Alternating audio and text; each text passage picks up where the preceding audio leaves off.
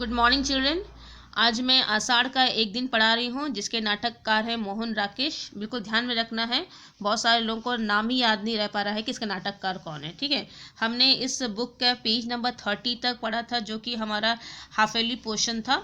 ठीक है, उसके बाद से मैं आपको पढ़ा रही हूँ आगे आगे है जो हम पढ़ेंगे। ठीक है, अब तक हम लोग ने देखा है नाटक में कि जो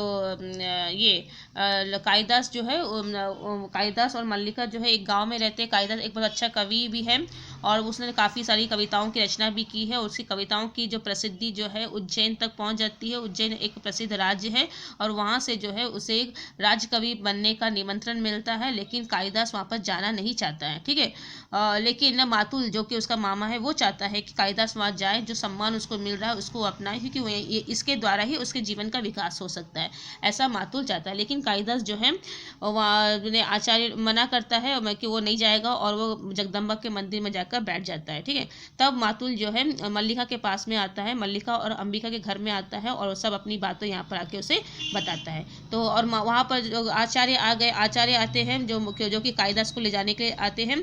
और वहाँ पर जब मातुल अंबिका और मल्लिका घर में आता है तब मातुल जो है अपना जो सहायक है निक्षेप उसको अपने घर पर रख के आता है कि वो आचार्य की सेवा करे। ठीक है, लेकिन निक्षेप जो है अब मातुल को बुलाने के लिए अंबिका और मल्लिका घर में आता है। तब वहाँ पर क्या बातचीत हुई, विवाद हुआ, वो हम पेज नंबर 31 से पढ़ेंगे। देखिए ये पेज नंबर 31 है। ठीक है, देख लेते हैं यहाँ पर। मातुल: नहीं, मुझे आसन नहीं चाहिए, आचार्य मेरी प्रतीक्षा कर रहे हैं। तो अंबिका मल्लिका उसको बोलती है, जब मातुल वहाँ पर आता है तो मल्लिका जो है उसको देती है आसन की, बैठो और बैठ के मैंने तुम बात करो। तब बोलता नहीं नहीं मैं जल्दी में हूँ, आचार्य मेरी वहाँ प्रतीक्षा कर रहे हैं तो मुझे जाना होगा। मैंने कहा कविवर्य आचार्य आपको साथ उज्जैनी ले जाने के लिए आए हैं, राज्य की ओर से आपका सम्मान होगा। तो ये बात जो है मातुल बोल रहा है, किसको बोल रहा है? अंबिका को बोल रहा है कि अंबिका को बोल रहा है कि मैंने कालिदास को कहा था कि आपको आचार्य में उज्जैन लेने आए हैं, वहाँ पर जाके आपको बहुत बड़ा अच्छा सम्मान मिलेगा, राजपद मिलेगा।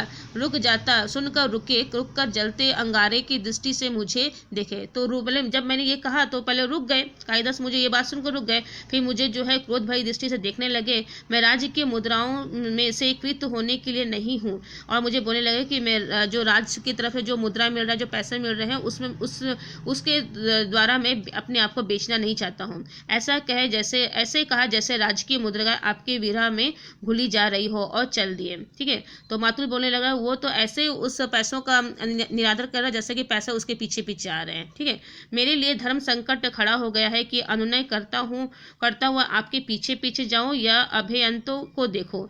तो मातुल बोल रहा है कि मैं उनको मनाने में जाऊं या फिर उस आचार्य की सेवा करूं। अब यह निक्षेप से आचार्य के पास बैठने को कहकर आया था और यह धुरीहीन चक्र की तरह मेरे पीछे पीछे चल आया। तब उसी समय निक्षेप वहाँ पहुँच जाते हैं, तो निक्षेप को देखता है तो फिर वो उसको ही बोलता है, मल्लिका को संबोधित करके बोला, देखो मैं यहाँ पर तो मैं यहाँ पर तुम्हारे पास आया, तो निक्षेप को वहाँ पर अपने घर में कहा था कि मेरे घर में आचार्य आए हैं, तुम उनकी देखभाल कर। देखो वो निक्षेप भी मेरे पीछे पीछे यहाँ पर आ गया। ठीक है, निक्षेप: किंतु मातुल मैं तो समाचार देने आया था और मैं समाचार देने के लिए तुमसे धन्यवाद करता हूँ। तो निक्षेप बोलता है, जब वो सुनता है निक्षेप बोलता है कि मैं तो आपको समाचार देने आया था। तो मातुल बोलता है इसके लिए धन्यवाद, बहुत अच्छा किया, आप भगवान तो वहाँ बैठे हैं और आप समाचार देने यहाँ चले आए हैं, कितना अच्छा काम किया। मेहमान वहाँ बैठे हुए हैं और आप यहाँ पर, उनको छोड़कर आप यहाँ पर हैं। ये बात जो है मातुल जो है निक्षेप को कहता है। अब इतना कीजिए कि वे कविकुल शिरोमणि जहाँ भी हो उसे ढूंढ कर ले आइए। तब मातुल बोलता है निक्षेप को कि तुम जाओ और जाकर कालिदास को ढूंढ कर लेगा, क्योंकि मातुल को नहीं पता है कि कालिदास कहाँ पर है। ठीक है, मेरा कर्तव्य कहता है मैं जैसे भी हूँ उसे आचार्य के सामने प्रस्तुत करूं, और मन कहता है कि उसे जहां देखूं वहीं चोटी से पकड़कर। तो मातुल बोलता है कि मेरा कर्तव्य है कि मैं उसका जीवन बनाऊं और उसे आचार्य के साथ में उज्जैनी भेजूं, और अभी तो मेरा मन कर रहा है कि उसको चोटी पकड़ के घसीट कर यहाँ पर लेकर आऊँ। ठीक है, नीचे मातुल का तीसरा नेत्र हर समय खुला रहता है। मल्लिका: परंतु कालिदास, फिर वह बोल कर जो है मातुल वहां से चला जाता है। तब निक्षेप बोलता है कि मातुल का जो तीसरा नेत्र जो है हर समय खुला रहता है, मैं उसको सब पता है, वो भविष्य के बारे में भी जान लेते, इतना वो अनुभवी व्यक्ति है।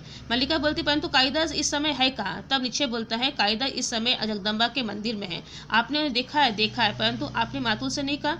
तो निक्षेप बोला हाँ बोले मैं उसको देखा हूँ बोले जगदम्बा के मंदिर में जाते हुए। तो फिर मल्लिका बोलती है कि आपने ये बात मातुल से क्यों नहीं कही? तो निक्षेप बोलता है मैं नहीं चाहता कि मातुल इस समय वहाँ जाए। निश्चय बोलता है क्योंकि वो मातुल बहुत क्रोध में है और जिस तरह से वो कालिदास से बात करेंगे उससे वो मानेंगी नहीं, काम बनने के बजाय और बिगड़ जाएगा, इसलिए मैंने मातुल को नहीं कहा। ठीक है, क्यों, क्या आप नहीं चाहते कि कालिदास? मैं चाहता हूँ कालिदास उज्जैनी अवश्य जाए, इसलिए मैंने मातुल का इस समय उसके पास जाना उचित नहीं समझा। मातुल को अपने मुंह के शब्द सुनने में ऐसा रस प्राप्त होता है कि वे बोलते ही जाते हैं, परिस्थिति को समझना नहीं चाहते। कालिदास हट कर रहे हैं कि जब तक उज्जैनी से आए अतिथि नहीं लौट जाते वे जगदम्बा के मंदिर में रहेंगे, घर नहीं आएंगे। तो निश्चय उसको बोलता है मल्लिका को कि वो तो कालिदास हट करके बैठे हैं कि जब तक आचार्य लोग वहाँ से नहीं जाएंगे तब तक वापस घर लौट कर नहीं आएंगे। लेकिन मातुल इस बात को समझ नहीं रहे कि परिस्थिति कुछ अलग है, यहाँ पर डांट डपट कर नहीं बात हो सकती। तो अंबिका बोल रही है कैसे विक्षणता है? निश्चय विक्षणता, अंबिका विक्षणता ही तो है, इसमें विक्षणता क्या है अंबिका? तो अंबिका बोलती कैसा हट है, किस तरह से नाटक किया जा रहा है बोले। तो निश्चय बोलते ये कोई नाटक नहीं है। अंबिका राज्य कवि का सम्मान करना चाहता है, कवि सम्मान के प्रति उदासीन, जगदम्बा के मंदिर में साधना रीत है, राज्य के प्रति मंदिर में आकर कवि की अभियंत्रणा करते हैं, कवि धीरे धीरे आंखें खोलता है, इतना बड़ा नाटक करना विषमता ही तो है। तो अंबिका बोलती ये सब नाटक है। मातुल को बोलती ये सब नाटक है, देखो कालिदास जरूर जाएगा, ये केवल जो दिखा रहा है कि वो उसे इन सब चीज़ों का मोह नहीं है, लेकिन मैं कहती हूँ कि वो अवश्य ही जाएगा। ठीक है, तो निश्चय बोलता है, तो निश्चय बोलता है कालिदास नाटक नहीं कर रहे हैं अंबिका, मुझे विश्वास है कि उन्हें राज्य के सम्मान का मोह नहीं है। तो निश्चय बोलते ऐसा बात नहीं अंबिका, उन्हें सचमुच ही राज्य का मोह नहीं है, राज्य के सम्मान का मोह नहीं है, वे सचमुच ही इस पवित्र भूमि को छोड़कर नहीं जाना चाहते। तो अंबिका बोलती नहीं चाहता हूँ। तो अंबिका बोलती ऐसा हो ही नहीं सकता, क्योंकि अंबिका तो वैसे ही उससे घृणा करती थी। निश्चय मातुल का या किसी का भी आग्रह उनका हट नहीं छुड़ा सकता। तो निश्चय बोलता है कि ना तो मातुल ना तो कोई और उसका, लेकिन एक ही व्यक्ति है जो उसे मना सकता है और वो है मल्लिका। केवल एक व्यक्ति है जिसके अनुरोध से संभव है वे यह हट छोड़ दें। अंबिका हमारे घर में किसी को उसके हट छोड़ने या न छोड़ने से कोई प्रयोजन नहीं है। तो अंबिका बोलते हमारे घर में ऐसा कोई व्यक्ति नहीं है। ठीक है, तो निश्चय बोलता है कालिदास अपनी भावुकता में भूल रहे हैं कि इस अवसर का तिरस्कार करके वे बहुत कुछ खो बैठेंगे। योग्यता एक चौथाई व्यक्तित्व का निर्माण करती है, शेष पूर्ति प्रतिष्ठा द्वारा होती है। कालिदास को राजधानी अवश्य जाना चाहिए। तो निश्चय भी मल्लिका को बोलते हैं कि कालिदास को ये जो अवसर मिला है इसे खोना नहीं चाहिए, इस अवसर के द्वारा ही वह अपना नाम कमा सकते हैं। जो लोग उसे निकम्मा नाकारा बोलते हैं वह अपना स्थान बना सकते हैं, तो उन्हें जो है ये अवसर नहीं खोना चाहिए। तो इस तरह से निक्षेप जो है ये सब बात है अंबिका के सामने मल्लिका को बोलते हैं। तो उसमें बाधा क्या है? तो अंबिका बोलती तो क्या बात है निश्चय, मैंने अनुभव किया है कि उसके हट के मूल में कहीं गहरी कटुता की रेखा है। मैं जानती हूँ वह रेखा कहाँ है। कुछ समय पहले एक राज पुरुष ने उसका सामना हो चुका है। तो मुझे बोल रहे हैं कि वो वहाँ नहीं जाना चाहते क्योंकि उनके मन में कुछ कटुता है। तो मल्लिका बोलती है हाँ मैं जानती हूँ, इससे पहले भी राजपुरुष वो जो दंतुल था उसका सामना हुआ, तो वो समझ गया कि वहाँ के लोग कैसे हैं कि ना। तो नीचे इस कटुता को केवल तुम ही दूर कर सकती हो मल्लिका, अवसर किसी की प्रतीक्षा नहीं करता। कालिदास यहाँ से नहीं जाते तो राज्य को कोई हानि नहीं होगी, राजकवि का आसन रिक्त नहीं होगा। तो मातुल को निक्षेप जो है मल्लिका को बोल रहा है कि वो नहीं जाएगा तो कोई बात नहीं ना, वो तो पद खाली नहीं रहेगा, कोई ना कोई तो आ ही जाएगा, लेकिन ज़्यादा हानि किसको होगा? कालिदास को होगा। ठीक है, परंतु कालिदास जो आज है जीवन भर वही रहेंगे, एक स्थानीय कवि। जो लोग आज ऋतु संहार की प्रशंसा कर रहे हैं वे कुछ दिनों के बाद में भूल जाएंगे।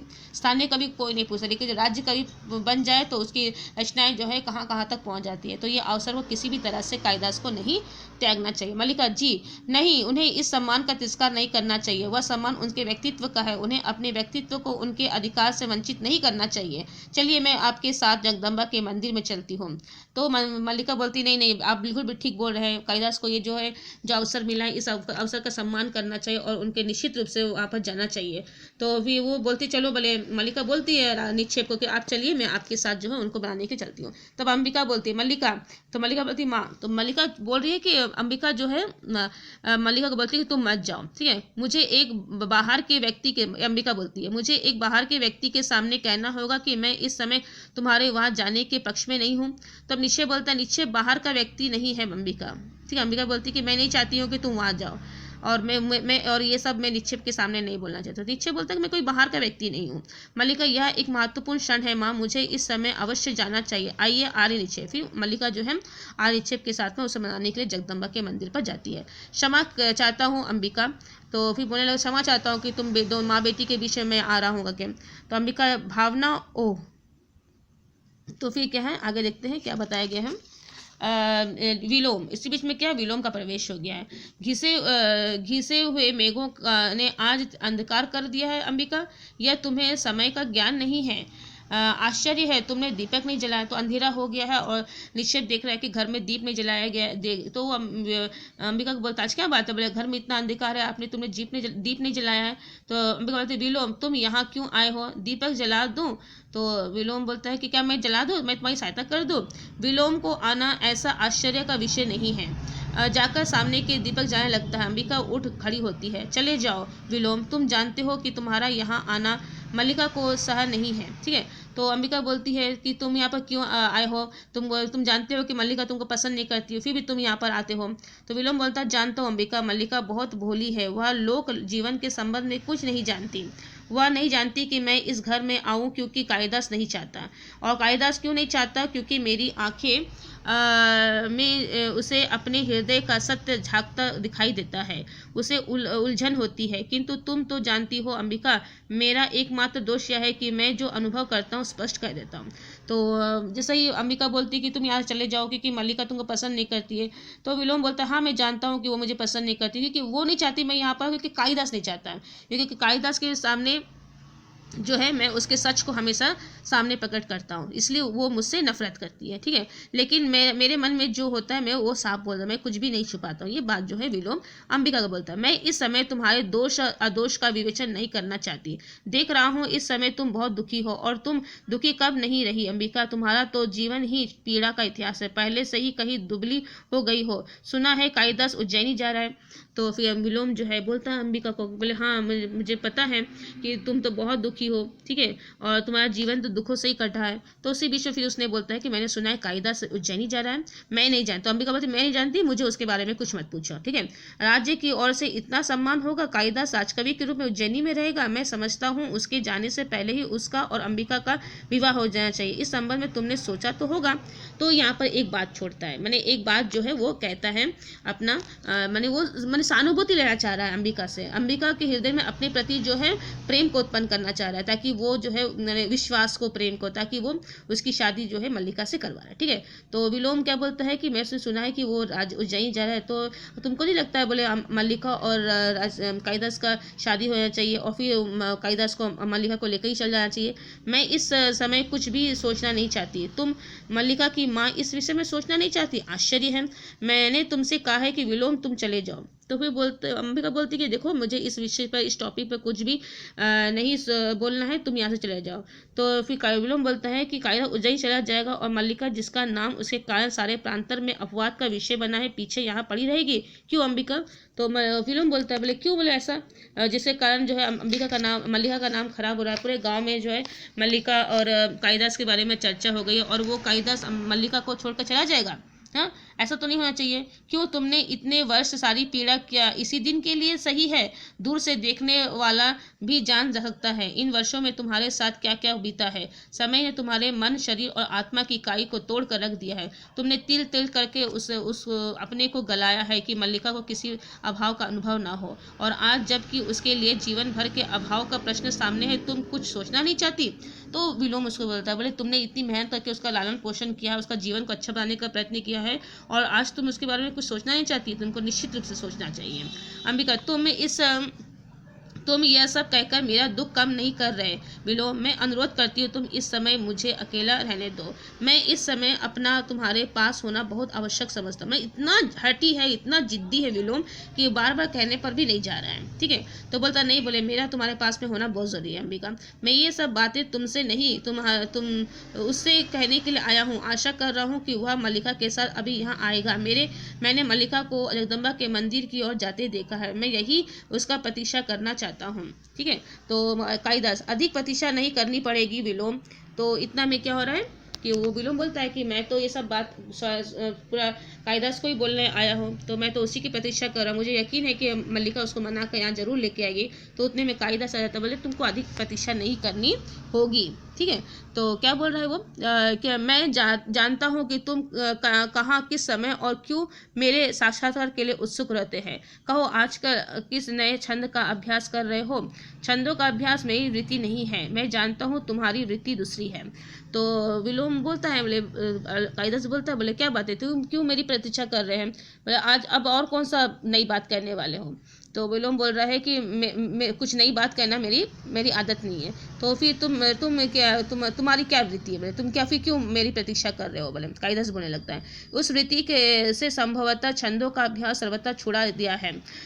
विलोम आज निसंदेह तुम छंदों के अभ्यास का गर्व कर सकते हो। सुना है राजधानी से निमंत्रण आया था, वो बोलता है मैंने सुना है कि तुम राजधानी उज्जैनी जा रहे हो। सुना मैंने भी है, तुम्हें दुख हुआ। तो तुमको दुख हो रहा है, मैं वहाँ पर जा रहा हूँ तो दुख, हाँ बहुत। एक मित्र के बिछुड़ने का किसे दुख नहीं होता। कल ब्रह्म मुहूर्त में ही चले जाओगे, मैं नहीं जानता। कायदा बोलता है मैं जा रहा हूँ ये मुझे ही नहीं मालूम है, तुमको पता है। मैं जानता हूँ आचार्य कल ब्रह्म मुहूर्त में ही लौट जाना चाहते हैं। राजधानी के वैभव में जाकर ग्राम प्रांत को भूल तो नहीं जाओगे। फिर विलोम बोलता है कि तू वहाँ जाके जो है वहाँ के ऐशो आराम में हमारे गांव को तो नहीं भूल जाओगे। सुना है वहाँ जाकर व्यक्ति बहुत व्यस्त हो जाता है। मैंने इस तरह से वो उसको ताने मारने लगता है। कौन, विलोम। वहाँ के जीवन में कई तरह के आकर्षण है, रंगशालाएं, मदिरालय और तरह तरह की विलास भूमियाँ। ठीक है। तो बोलते वहाँ पर जो भी उस राजकीय जीवन में जाता है वह वहीं का होकर रह जाता है। तो मल्लिका, आर्य विलोम, उस समय और स्थान इन बातों के लिए नहीं है। मैं इस समय आपको यहाँ देखने की आशा नहीं कर रही थी। तो मल्लिका बोलती है, जब देख रहा है कि बहुत ज़्यादा विवाद हो रहा है, तो मल्लिका बोलती है तुमको यहाँ पर नहीं आना चाहिए था विलोम, आपको यहाँ पर नहीं आना चाहिए, फिर भी आप यहाँ पर है। मैं जानता हूँ तुम इस समय मुझे यहाँ देखना देखकर प्रसन्न नहीं हो, परंतु मैं अंबिका से मिलने आया था, बहुत दिनों से भेंट नहीं हुई थी। यहाँ कोई भी ऐसी प्रत्याशित बात नहीं है। विलोम का कुछ भी करना अप्रत्याशित नहीं है। ठीक है, बिना किसी कारण से विलोम कहीं भी आता जाता नहीं, ये बात कालिदास बोलने लगता है। कई कुछ ना करना अप्रत्याशित हो सकता है, अप्रत्याशित हो सकता है। विलोम, यह वास्तव में प्रसन्नता का विषय है कालिदास की हम दोनों एक दूसरे को इतनी अच्छी तरह समझते हैं। निसंदेह मेरे स्वभाव में कुछ ऐसा कुछ नहीं है जो तुमसे छुपा हो। तो विलोम बोलता है, हाँ बोले मुझे प्रसन्न है कि तुम मुझे इतनी अच्छी तरह से जानते हो, लेकिन मेरे स्वभाव में कुछ ऐसा नहीं है कि जो मैं तुमसे कुछ छुपाऊं। मैं तुमसे कुछ भी नहीं छुपाया जाता है। विलोम क्या है, एक असफल कालिदास। विलोम क्या है, एक असफल कवि है। और कालिदास क्या, एक सफल। तभी तो तुमको उज्जैनी से जाने का अवसर मिला और मुझे तो ऐसा कुछ अवसर नहीं मिला है। हम कहीं एक दूसरे के बहुत निकट पड़ते हैं। ठीक है। तो कालिदास, निसंदेह सभी विपरीत एक दूसरे के बहुत निकट पड़ते हैं। अच्छा है तुम इस सत्य को स्वीकार करते हो। मैं उस निकटता के अधिकार से तुमसे एक प्रश्न पूछ सकता हूँ। संभव है फिर कभी तुमसे बात करने का अवसर भी प्राप्त ना हो। एक दिन का व्यवधान तुम्हें हमसे बहुत दूर ले कर देगा ना। वर्षों का व्यवधान भी विपरीत को विपरीत से दूर नहीं कर सकता। मैं तुम्हारा प्रश्न सुनने के लिए उत्सुक हूँ। तो फिर विलोम बोलता है कि मैं तुमसे एक प्रश्न करना चाहता हूँ कि पता नहीं तुमसे कब मुलाकात होगी, कि तुम तो बड़े आदमी बन जाओगे, इस गाँव को भूल जाओगे, पता नहीं फिर कब तुम आओगे। तो बोले हाँ, बोले मैं सुनना चाहता हूँ तुम्हारा क्या प्रश्न है। मैं जानना चाहता हूँ कि तुम अभी तक वही कालिदास हो ना।